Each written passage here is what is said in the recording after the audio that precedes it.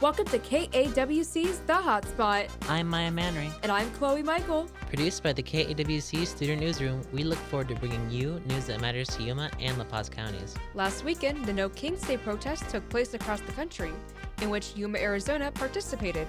We'll hear from local protesters. Later, we'll have this week's flash interview, and we'll hear our sound of the week. But first, some news. The government shutdown has left nearly 35,000 federal workers in Arizona without pay, hitting rural families especially hard. Labor leaders are asking for donations to help people get food and essentials through the Arizona Food Bank Network. Many federal workers live paycheck to paycheck, and the longer the shutdown lasts, the more at-risk programs are to run out of funds.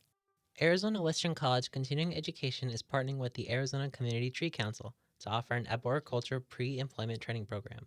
To be eligible, students must be between the ages of 18 and 26, have a high school diploma or GED, and be willing to commit to the full 8-week training. Corporate training specialist Elizabeth Haas speaks on the significance of a program like this being offered in Yuma. By the community learning this type of training, they're able to work with a government job or even start their own business by learning all this new materials and what safety and precautions needs to be done before starting this type of job. Students will earn $15 an hour and work 32 hours per week, receive safety equipment, a certification of attendance, travel assistance, and a $1,000 completion stipend. The Gadsden Elementary School District Number 32 Governing Board is exploring a partnership with Pep Tech High Schools. The plan is to expand post-graduation opportunities for students as they transition from middle school to high school. The district board members and leadership team have begun conversations to explore program alignments, dual enrollment opportunities, and technical education pathways for students in Gadsden.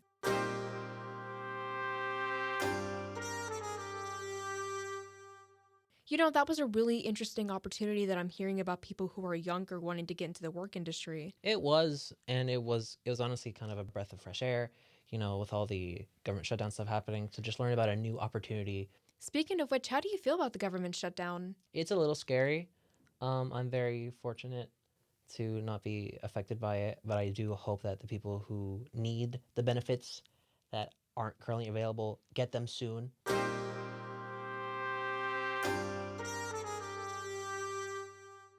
The KAWC Student Newsroom partnered with Siendo Primero host and producers Saghey Barcenas and Evelyn Garcia for the No Kings Day protest. The protest was held on October 18th in Yuma at the corner of 16th Street and 4th Avenue. We begin with Scott Jones, who I interviewed. Scott expressed his concern for the defunding of public education and the need for representation in Arizona. So what brought you to the protest today? A concern for the future of our country. The founding fathers foresaw this. Power corrupts absolutely, and checks and balances were built into the Constitution for a reason, intentionally, because the founding fathers knew that the nature of power is corruption. And Trump's doing everything he can to subvert that. So is this your first protest? No, I did the other No Kings thing earlier when it was warmer. This is much nicer. So is this your second protest then? Second, yes, that's correct. So what has this issue mean to you, or what effects does it have on the community? Well, the defunding of public education is a real concern. That we aren't all in this together, that everyone's in their own individual bubble being weaponized. I mean, the Department of Justice is being weaponized. Everything that Trump says the other guy is doing is exactly what he's doing. Hillary was a consummate liar. Well, you can't get that guy under subpoena because he's going to lie 5 times in 3 minutes. So if you were to speak directly to the lawmakers, what would you say? Let's have representation for Arizona. Mike Johnson needs to stop protecting the pedophiles. So what issue with this protest does mean the most to you? The idea that the American public isn't standing still for the corruption and the propaganda and the thought control of things like Fox News. So what is a common misconception people have about protests like this, and what would you like to say about that? Common misconceptions about protest, that they're violent, that they're anti-American. There's nothing more American than getting out and having your voice heard. And that's the most American thing in the world. Our voice is being heard. Up next, we have Brenda Brass, who was interviewed by Siendo Primero host Saghey Barcenas and highlighted the value of freely expressing one's views in a democracy. Can we have your point of view about this protest? Well, I think it's great. That's why we live in a democracy, right? That we can all come out here and express our views and hopefully do it safely without worrying about being thrown into the back of a van and never seen or heard from again, sent to a foreign country. Have you attended before? I did one, kinda. Anyway, I tried. That's good. I can see a poster here. Can you explain it to us? Well, there's a story called The Emperor Has No Clothes, and he's a pompous fool, and people convince him that he has magical powers and only he can see his beautiful clothing, but in fact, he's naked. And finally, everybody's, putting up with that and going, oh, yeah, that's great. And then some little brave kid goes, wait, he's naked. And then everybody wakes up. Do you have any advice for the people who'll be listening about this? Resist this takeover of our government because right now it's so close to being lost forever. And I'm 72 years old and I never thought I would see this happen. And I have terminal cancer and I just never thought that that this could happen in my country. So do what you can to restore and keep our democracy because it's very precious. There's so few places in the world that have a country like ours. Another person I interviewed, Zachary Gerber, says he fears for the future of this country. What brought you to the protest today? Honestly, I'm scared for our country. I'm worried that we're no longer going to be a democracy. I'm scared for our future as a country. I care about this country so deeply, and we cannot bow down to wannabe dictators. Is this your first protest? No, it's not. I came out to the first No Kings protest a few months back. So how long have you been involved with this issue? I've been staunchly anti-Trump and a never-Trumper since his first campaign election. And I was a campaigner for Kamala Harris. I've been deeply involved in local politics. It's just something that it drives me every day, I think. So how would you personally feel that issues like this affect your community? I mean, the effects of Trump are far-reaching. It's going to affect not only our country as a whole, but also our local community. With the government shutdown that the Republicans have been going, I think it's been going on for 3 weeks now. They're trying to get rid of, ACA benefits. They're trying to get rid of food stamp programs. During the shutdown, Trump and the admin have been illegally firing thousands of federal employees. All of those actions are going to have effects on our local community. Even here in Yuma, SNAP benefits that people who need money, depend on to survive. All of that could go away in an instant if Trump and his cronies, decide to take it away. So with the government shutdown, what is the thing you're most concerned about? Honestly, the thing I'm most concerned about is their attempt to consolidate power during the government shutdown. One of the signs that I'm carrying today says "No taxation without representation," and I wrote that sign because our representative from District 7, Adelita Grijalva, was elected I think 3 weeks ago, and she still hasn't been seated.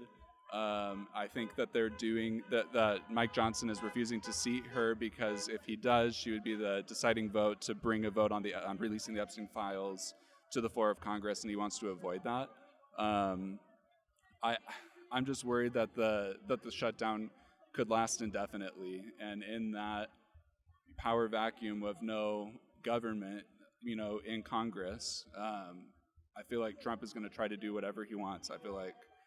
I don't know. I'm honestly worried that he's going to try to fire all of the 4-star generals and replace them with Trump sycophants.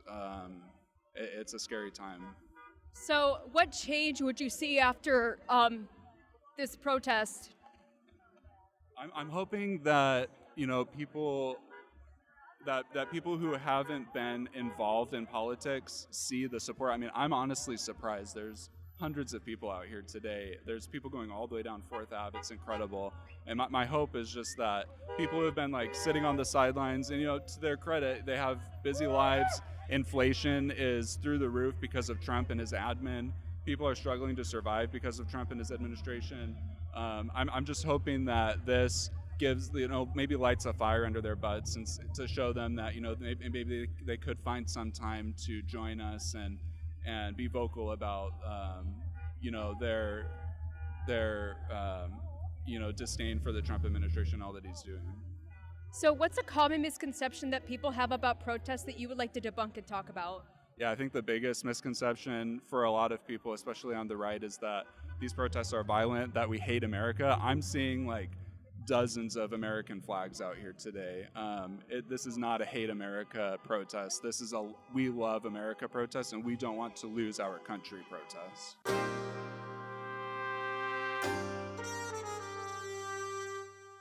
So I wasn't at this one. You were, but you weren't at the first one. What was it like? Because the first one had a good amount of people, but it always, how do I say this? It always felt like there was more people always coming, and there were cops, like, they weren't like there, but they were close. What was it like this one? Well, with this one, the second one, well, I saw a lot of people. As a matter of fact, I decided to walk around the sidewalk that wrapped around the Dunkin' Donuts that was nearby, and like it was wrapped, and there was like people on like corners. So there was a lot of people. And in terms of like seeing like cop cars around, I have not seen any of the cop cars. However, I did see very interesting people in inflatable costumes, which made the thing a little bit more entertaining. In this week's Flash interview, Evelyn Garcia learns what drives a student to become a nurse. Hi, my name is Jolene. I'm in my first semester of nursing school. So is this your first time here in the community college? No, I started right after high school, but it was mainly always online. And then starting now, I am more in school, essentially, more on campus. What are you looking forward into nursing? Honestly, I've always been in love with the nursing field. Honestly, helping out people. I've always been somebody that loves helping out people and just being myself when I'm taking care of other people. What's the hardest thing about nursing? I want to say time management, because if you don't know how to manage your time, it would be very hard to pick up on certain traits and manage your time, giving time to different things. Have you ever thought of doing nursing at a university? Yes, right now I am currently enrolled at ASU as well, so I'm actually finishing up my bachelor's as well. That was Evelyn Garcia speaking with nursing student Jolene. The KAWC Student Newsroom is supported by the local news initiative at the Community Foundation for Southern Arizona. Since 1980, the Community Foundation for Southern Arizona has been a trusted philanthropic partner, helping individuals, families, businesses, and nonprofits work together to create a stronger community. More at cfsaz.org.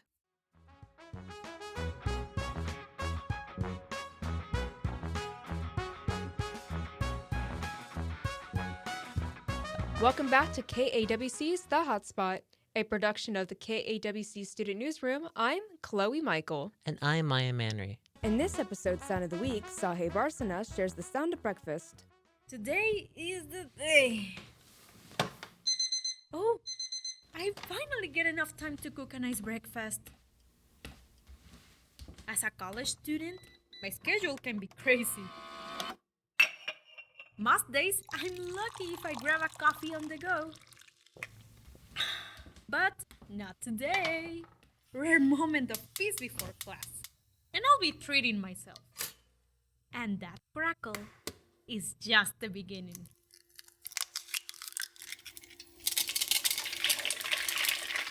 The energy boost I need for a long study day.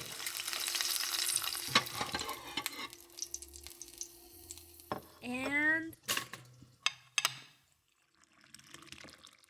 full belly, happy heart, day started. Want some?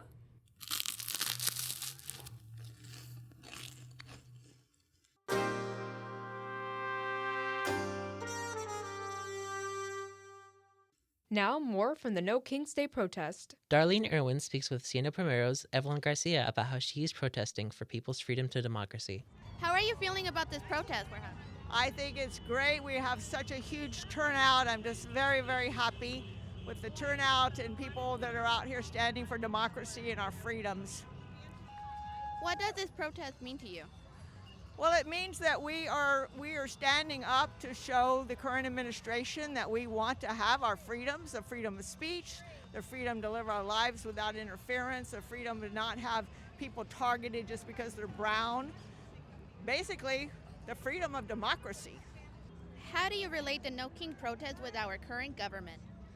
Well, our current government, I believe, is acting like a king, like a dictator, in that they're trying to push through things and that are illegal and then waiting for the courts to try to sort them out. But that's not the way our government is supposed to work.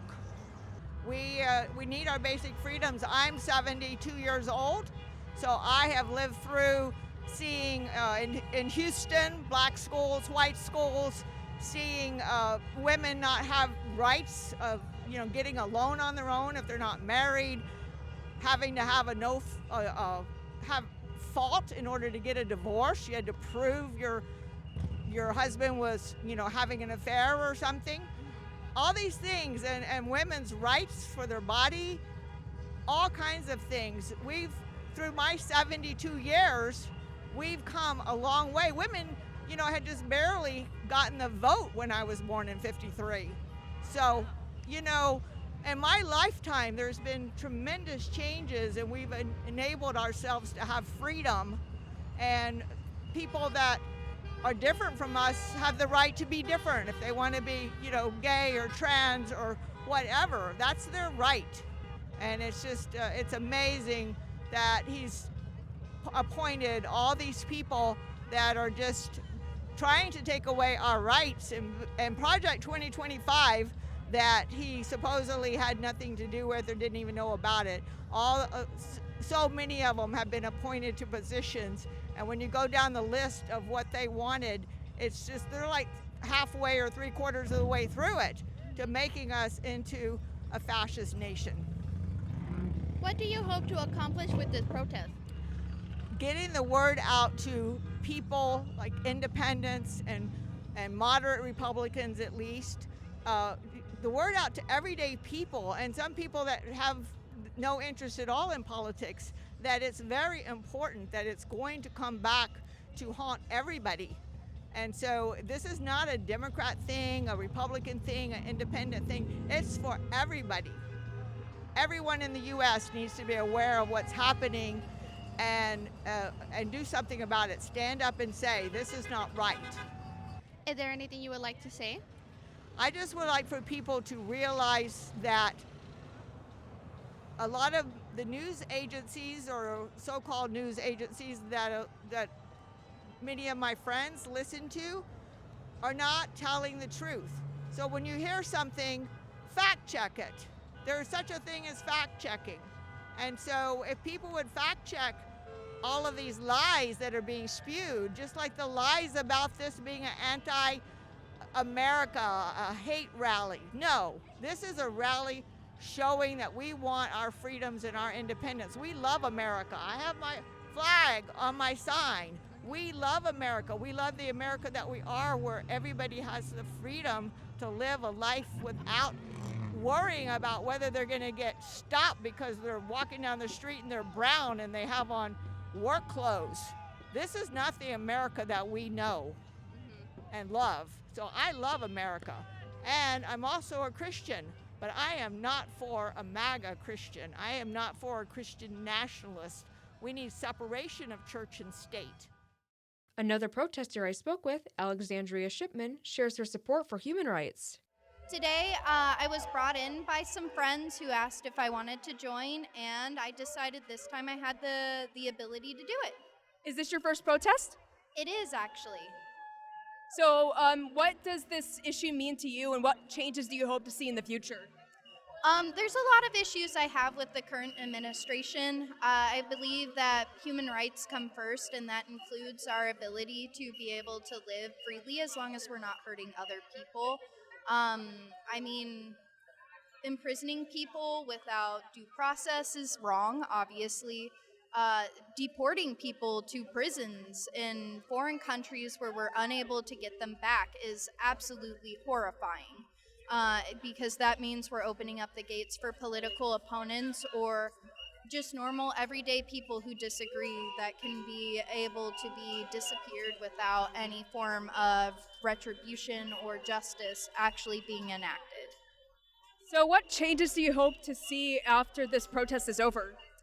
I honestly don't think much will change, but I do believe that it brings hope to the community itself, and that's what's important, to show people that they're no longer alone, that we're all against the abuse that is happening, and maybe if we, as in the Ants movie showed, that if we show there's enough of us, we can stand up together and change something. So, how do you believe this issue has personally affected your community? I think this issue has personally affected my community deeply. We have a big immigrant community here. It puts a lot of people in fear, even American citizens, simply because of the way they look. And that's not fair. I'm here for those friends. I'm here for those community members that even disagree with me. I'm just here to show them that they're not alone, and I'll say something. I'm not scared to. So, if you were to speak directly to lawmakers right now, what would you say to them? Quit being scared. Quit, I don't know, where are your values? Is it in money? Is it in power? Or is it in the community that you promised to serve? Because a lot of them, it feels like it's no longer with the individual people that they care about, it's with what they can gain. Anything else you would like to say? That, even if it seems hopeless, there's people out there who want to help you. Just reach out. It's all about the individual smaller communities than it is about national community at this point. Evelyn Garcia interviewed protester Bob Kuckler, who said it was significant for a protest to happen in Yuma. What does this protest mean to you? Why are you here? Well, I'm here as much as anything to photograph it and record it on video and then post the video and the photographs on the Indivisible Facebook page and other Facebook pages that I think are relevant to what's going on. So to me, though, what's fascinating about it is that you have all these people out here in what I consider to be a city that is not known for its civic involvement. There are a lot of populations in Yuma that just aren't really engaged civically because of the transient nature of their their being here. So for example, you have the military, they're only here for a couple of years. You have the farm workers who only come over for the day to harvest the crops. You have the winter visitors who are only here for 6 months at a time. So it tends to be a slightly more disengaged community than a normal city of this size in the United States. But when you see all these folks out here, it's impressive because they're engaged, and I think that's pretty neat. So it's fun to kind of observe it and really see the enthusiasm that people have for preserving democracy and all that cool stuff. How do you relate the No King protest with our current government? Oh, well, I think it's appropriate. I mean, it's obvious that the current government is definitely leaning toward an authoritarian form of governance, which is not what America is supposed to be about. So I think the notion that these folks are out here with that theme, with the No Kings theme. I mean, that's what America was founded on, right? It was the idea was to get away from the king and have self-government. And so I think it's great that they picked that title. I think it's appropriate for what's going on in government. Yeah. All right. What do you hope to accomplish with this protest? Well, I'm not really protesting as much as I am recording. So, I'm hoping to record it as much as anything. I don't know what folks are really thinking in terms of what they want to accomplish with it, but I think what they want to do is show everybody that people do care about democracy and they are engaged and they're willing to stand up for it. So I think that they're accomplishing that. If you look at the turnout, it's pretty good, and I think the message is being sent. I hope it's being received. I don't know if it is or not, but it's certainly being sent. Finally, we have an interview in Spanish with Evelyn Aros, who spoke with Saghey Barcenas from Siendo Primero. Evelyn discussed her immigrant background as a key reason for joining the protest. Me da mucho gusto a mirar que mucha gente nos van a apoyar, pues que nos apoyan nuestros derechos. Y a mí me han dicho que estoy destruyendo mi país, aunque yo nací aquí. Me habías comentado anteriormente que tu familia es parte inmigrante. ¿Me podrías dar un poquito más de contexto acerca de eso? Mi familia llegaron de Guadalajara, México, y llegaron aquí porque no tenían dinero para comer. Se les quemaron su casa, no tenían juguetes. Mi tía jugaba con muñequitas, fotos de mujeres que cortaba de las noticias y los magazines. Y pues llegaron aquí nomás para trabajar, hacer mejor vida. Y es todo lo que hacemos ya. Tenemos compañías de nosotros, damos trabajo a gente que están batallando, regalamos las ropas a la gente que no tienen. ¿Habías venido anteriormente a este evento? Trato de venir a todos los eventos que yo puedo. Yo he ido a marchas para el LGBTQ y también voy a los shows que puedo ir a apoyar, nomás que lo otro no Kings. No pude venir porque yo me había lastimado de mi pierna, no podía caminar. Y yo todavía diario estoy en el internet poniendo información de lo que está pasando, pues, porque yo miro mucho MAGA, pues en el Facebook, en el Twitter, por las familias, los amigos, yo a todos les digo, hey, está pasando algo aquí, ven con nosotros. Oh, mira, sabes que nos están subiendo los taxes y todo eso. Me enteré por algunas voces aquí que les pidieron que fueran de amarillo. ¿Tiene algún significado? El amarillo era un símbolo de la resistencia. Lo usan en el Ucrania. No tenía yo una blusa amarilla para ponerme, pero me puse uno de Pikachu, que está amarillo, ¿verdad? Pero no me pude poner mi vestido amarillo porque yo desde aquí voy a trabajar. Me da risa porque nos dice que no. En la mañana, cuando puse mis signs en el internet, dijeron, ay, qué raros ustedes, ganaron trabajo. Me voy a trabajar después de esto. Veo que tienes 2 pósters y también llevas una corona. ¿Nos podrías explicar para las personas que no pueden ver tus pósters en este momento, pero que están escuchando esta entrevista? ¿Podrías explicar cada uno? Pues aquí es nomás un corazón grande con un otter de arcoíris, como apoyando lo del LGBTQ, que nomás dice paz. Porque también lo que me molesta más es toda la guerra con el Venezuela, amenazando al Canadá, el Panamá, toda la gente, los países que nos apoyaban, pues. No podemos andar haciendo eso. Todos nos deberemos a querer. Pero aquí en el otro, nomás es el profesor del Futurama, dice, dile que lo odio. En la caricatura dijo, ¿qué son esos criaturas anaranjados horribles? Y me acuerdo al Trump. Y mi corona nomás dice, pues, no rey. Porque yo creo que el rey es la gente. Nosotros somos el rey.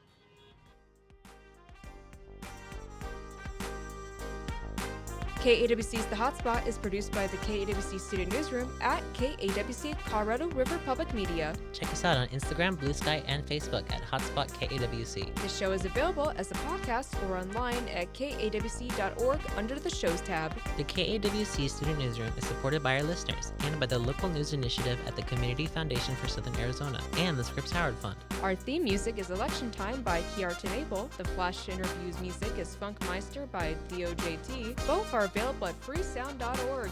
I'm Maya Manry. I'm Chloe Michael. Bringing the heat to Yuma and La Paz counties, it's The Hotspot.